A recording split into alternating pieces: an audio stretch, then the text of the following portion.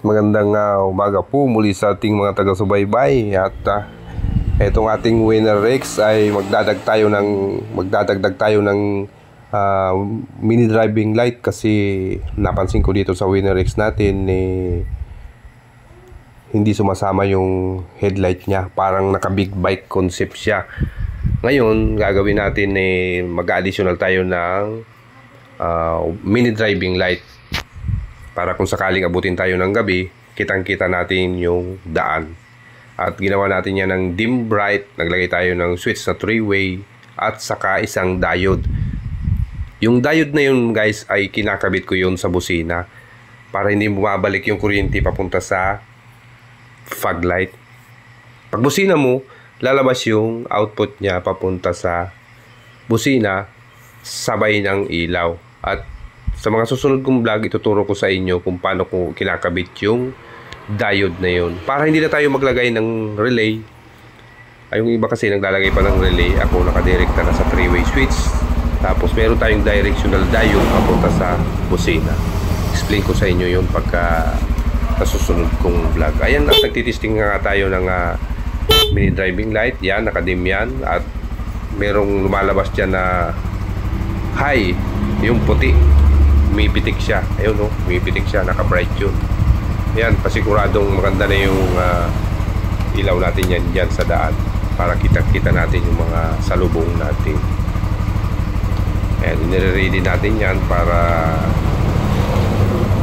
pagpunta natin ng Naga, kasi mag-rides tayo ng 2 hours. Baka abutin kami ng gabi sa daan, pauwi. Kasi medyo malayo din yung galing Dait.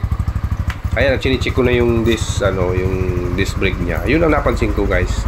Yan yung counting na issue na napansin ko. May counting lagatok siya dyan sa disc brake niya sa huli. Pag sobrang lalim ng lubak, yan, may counting kalampag siya. Ayan, at sinusubukan na nga natin yan na road test. Ayan, masasabi ko naman sa Winner X talagang okay naman siya sa takbo. At saka pwede ko siyang isabak sa sniper sa arangkada 100 meters, kasi talagang nandyan talaga yung power niya. Ewan ko lang sa mga 500 meters, kasi parang yung speed limit kasi siya, yung speed limit niya medyo mabilis siyang pumasok yung speed limit niya. Bumibitaw agad yung RPM niya sa sobrang bilis niya, mag-change gear ka agad. Yan ang mapapansin ko sa Winner X.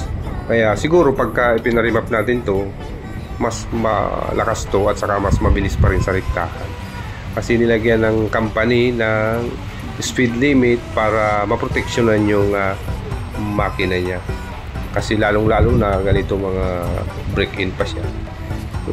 Pero totally ito nasisyon ko na ito ng pangatlo na. Bali magti 3 months na sa akin tong Winner X na to. At sulit naman.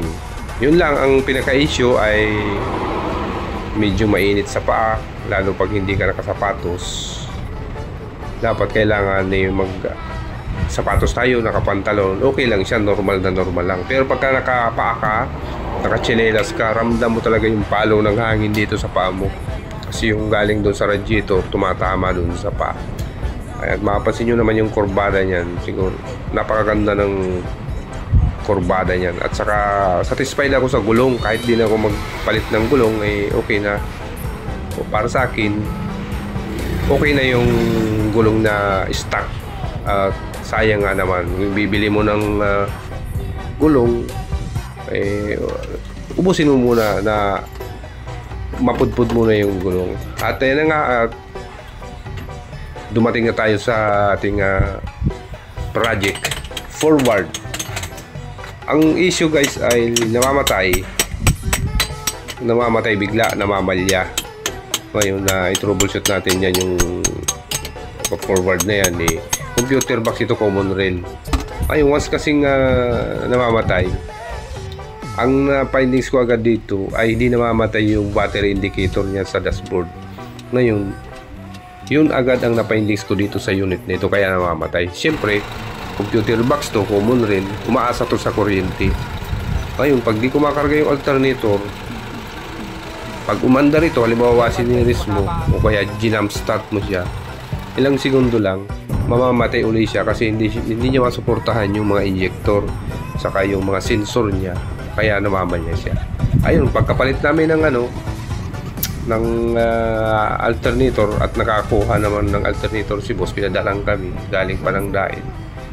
Okay naman na yung unit, pero ang pinaka problema, pagpalit namin ng alternator, di namamatay sa susi at nag-provide pa tayo ng diode kasi single wire lang yung dumating na alternator. Bumabalik dun sa accessories yung kuryente, pag susi mo hindi namamatay, at yun nasolve naman na natin.